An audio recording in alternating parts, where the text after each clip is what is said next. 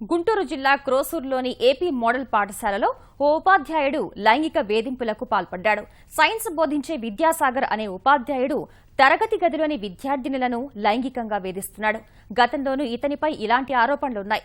అప్పట్లో గట్టిగా హెచ్చరించి ఊరుకున్నారు. అయినా తన తీరు మార్చుకోలేదు. విద్యార్థినులు వారి తల్లిదండ్రులకు తెలియచేయటం వల్ల విషయం బయటకొచ్చింది. తల్లిదండ్రులు పోలీసులకు ఫిర్యాదు చేశారు. ఉపాధ్యాయుడు విద్యాసాగర్ పరారీలో ఉన్నాడు. విద్యార్థి సంఘాలు, తల్లిదండ్రులు, విద్యార్థినులు పాఠశాల ఎదుట ఆందోళన చేశారు. అనంతరం ఎంఈఓకు ఫిర్యాదు చేశారు. పాఠశాల యాజమాన్యం విచారణ జరిపి ఉపాధ్యాయుడిపై చర్యలు తీసుకుంటామని హామీ ఇచ్చింది.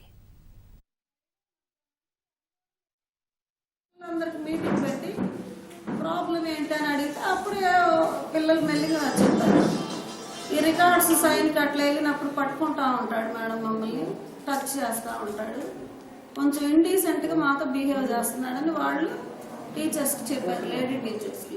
ఈ రికార్డులు సంతకాలకు వెళ్తే పెట్టకుండా వాళ్ళని వేధించడం, ప్రాజెక్ట్ మార్కులు తగ్గిస్తా, ప్రాక్టికల్స్లో మార్కులు తగ్గిస్తానని చెప్పి పిల్లల్ని మొత్తానికి బెదిరించి అది బయటికి రానివ్వకుండా